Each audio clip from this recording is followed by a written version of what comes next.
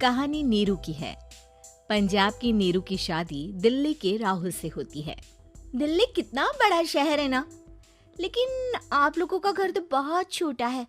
हमारे पंजाब में तो ये बड़े बड़े घर होते हैं कि मजा ही आ जाता है। कोई बात नहीं नीरू, मैं भी तुम्हारे लिए बहुत बड़ा मकान बनाऊंगा बहुत जल्दी। नीरू के पिता जहाँ पंजाब के जाने माने व्यापारी थे, वहीं उसका पति राहुल दिल्ली में एक सिंपल नौकरी करता था।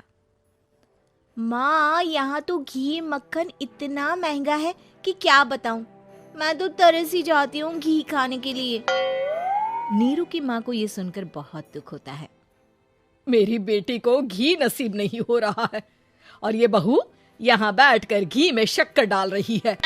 देख वनिता, मैं साफ कह रही हूँ, इस घर में जितना घी आएगा उतना ही मेरी बेटी के घर दिल्ली भी जाएगा। अरे ये क्या बात होती है माँ जी? बेटी का उतना ही करो जो अच्छा लगे। अब क्या मायके से घी और मक्खन तक की सप्लाई करोगी आप? हाँ, मेरी बेटी किसी चीज को तरसे मुझसे बर्दाश्त नहीं होता।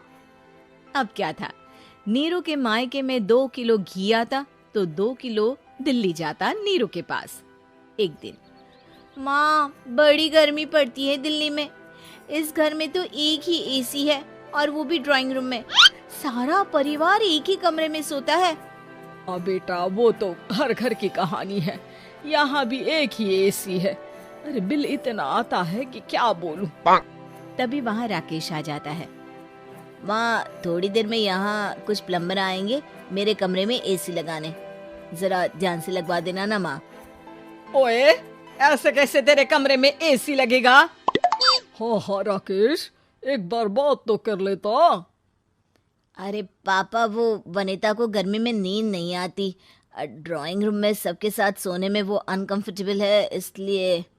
अरे पूरे परिवार के साथ वहाँ तेरी बहन नीरू भी तो सोती है।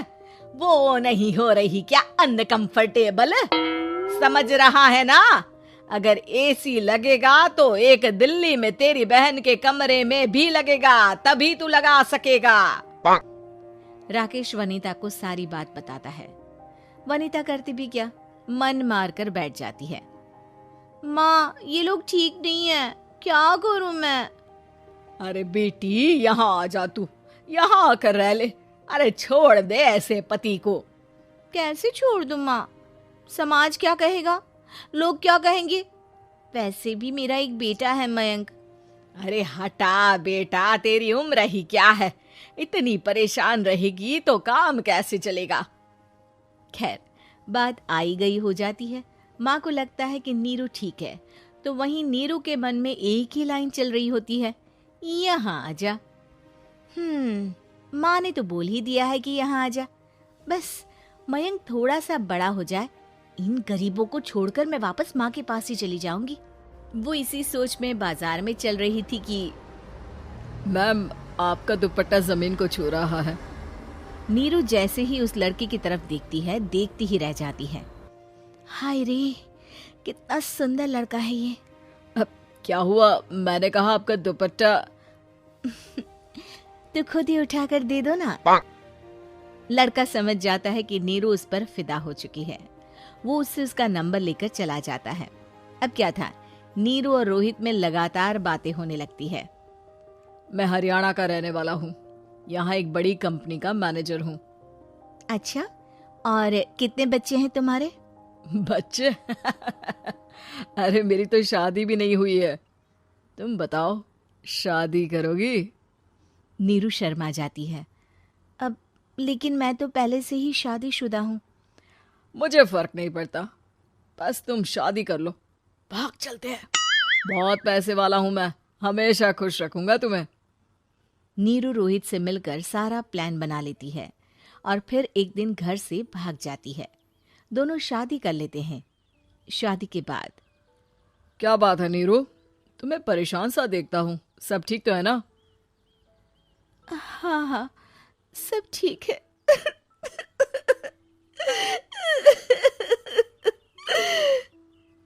ये कहते कहते ही वो रोने लगती है। अरे क्या हो गया, रो क्यों रही हो? मैंने तुमसे एक बात छुपाई है। और वही बात अब मुझे परेशान कर रही है। रोहित, मेरा एक बेटा भी है, उसका नाम मयंक है। क्या बात कर रही हो? ये तुमने मुझे पहले क्यों नहीं बताया? देखो नीरू, मेरी माँ को मैंने ये नहीं बताया है कि तुम शादीशुदा हो। बच्चा मैं मैनेज नहीं कर पाऊंगा। नीरू को समझ में नहीं आता कि वो क्या करे। तुम उस बच्चे को अपनी माँ को क्यों नहीं दे देती? नीरू चुपके से माँ को फोन करती है। माँ, क्या मयंक को तुम रख सकती हो? बेटा, मैं राकेश के साथ बात करती हूँ। आखिर घर का बेटा वही है, जो वो बोलेगा।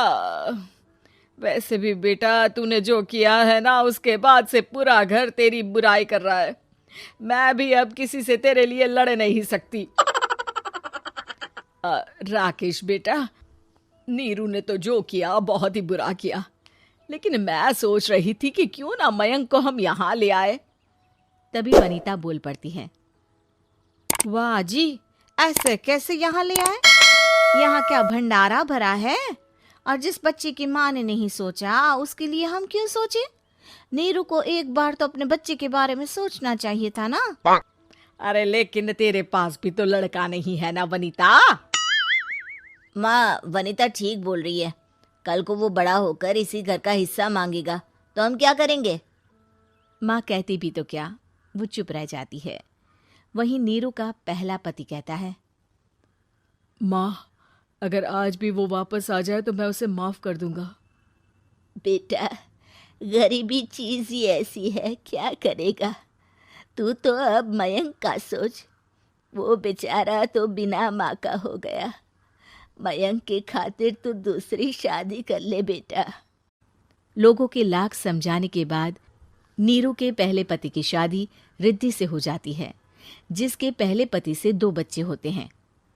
देखो जी, मैंने शादी सिर्फ बच्चे के खातिर की है। मैंने भी शादी सिर्फ बच्चों के खातिर की है। वहीं नीरू के दूसरे पति के मन में ये बात घर कर जाती है कि नीरू एक मासूम बच्चे को उसके खातिर छोड़ कर आई है। अब देखो नीरू, मुझे लगता है कि जो औरत अपनी कोख का बच्चा छोड़ सकती है, वो तो कुछ भी कर सकती है। कल को तुम्हें मुझसे अच्छा कोई मिल गया तो तुम तो मुझे भी बाय बाय कर दोगी ना। नीरू को अब उसका दूसरा पति ताने देना शुरू कर देता है। तंग आकर नीरू उसके यहाँ से भागकर अपने पहले पति के पास चली जाती है। लेकिन ससुराल में क्या लेने आई है नीरू, मयंक को? नहीं नहीं सासू माँ, मुझसे गलती हो गई, मुझे माफ कर दीजिए। नीरू, अब वक्त खत्म हो गया है, मेरी शादी हो चुकी है। तो छोड़ दो ना उसे, हमारा बच्चा है। मैं आपको अपनी माँ नहीं मानता, मेरी नहीं मान तो बात अच्छी है। नीरू मयंक की बात सुनकर समझ जाती है कि उसके पास अब ना आसमान रहा ना ही जमीन।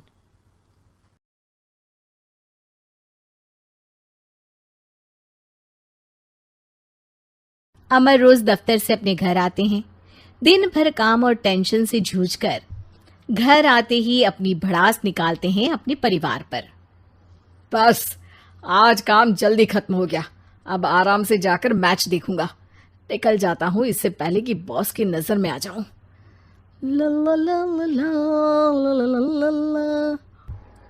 अमर, कल जो रिपोर्ट फाइल करनी है उसमें लास्ट मिनट चेंजेस आए हैं, आज जाने से पहले अपडेट कर देना। सर, आज जल्दी जाना जरूरी है, बेटे को स्कूल के जरूरी सामान खरीदने ले जाना है ना। अब जब तक तुम पहुंचोगे मार्केट तो बंद हो गया होगा। सर, इसलिए जल्दी जाना होगा। एक काम करो, कल जल्दी चले जाना। अमर बेबस होकर बॉस का ऑर्डर मानकर फिर काम में लग जाते हैं। किसी तरह मन मार कर काम खत्म करते हैं और चिड़चिड़े मन से घर पहुंचते हैं। निशा, जल्दी से खाना लगा दो, इंडिया की बैटिंग खत्म होने वाली है। बॉस ने लेट करवा दिया। अरे इतनी देर से आए हो, थोड़ी देर बात तो कर लो। अरे सुनो, हटो यहाँ से, पापा को टीवी देखने दो। पता है ऑफिस में कितना काम रहता है, कितना काम करके आया हूँ मैं। तो मैं भी तो ट्यूशन जाकर आया हूँ। अब हाँ, जाओ, जाके फिर होमवर्क कर लो, कल स्कूल भी जाना है ना।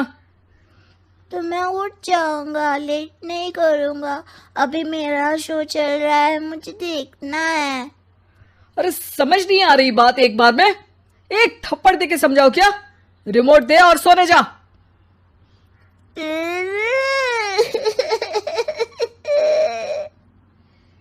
सोनू रोते हुए मम्मी के पास जाता है और अपने पापा की शिकायत करता है। निशा उसे पुचकार के एक और बेडरूम में ले जाकर सुला देती है।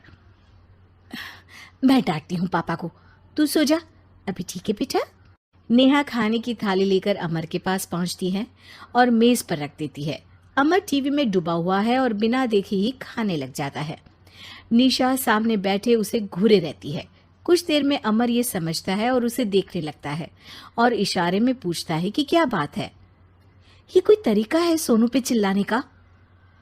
अभी रुको, इनिंग खत्म होने दो। अमर खाने लग जाता है और मैच देखता है। आखिरी बॉल होने के बाद वो निशा की तरफ देखता है। अरे निशा, पानी दे दो जरा। निशा थाली के बाजू में रखे ग्लास पर इशारा करती है। अमर उठा के पानी पीता है। अब बोलो। बच्चा है सोनू, एक बार तो मिलते हो दिन भर में रात को, और फिर वो अपने पापा की डांट सुन के सो जाए। अरे बच्चा है तो बात सुननी चाहिए ना उसे मेरी। जवाब दे रहा था। अरे दिन भर के बाद आया हूं, इतना काम किया, बॉस के नखरे झेले, और घर आओ तो बेटा बहस करे। और सारी भड़ास घर आकर घर वालों पर निकालो। अरे तुम क्या बोल रही हो मुझसे ऐसे? तुम भी तो सारा दिन साथ रहती हो, डांटती भी तो हो उसे।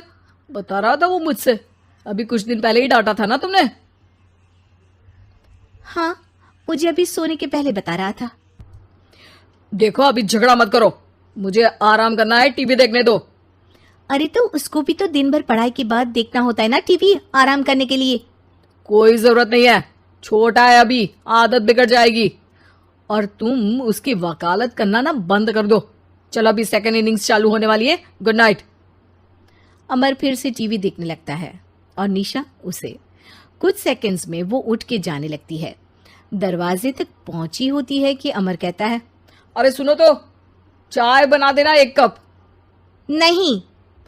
निशा दरवाजा पीट के चली जाती है और अमर देखता रह जाता है। अगली सुबह निशा किचन में सोनू का टिफिन पैक करके उसे देती है।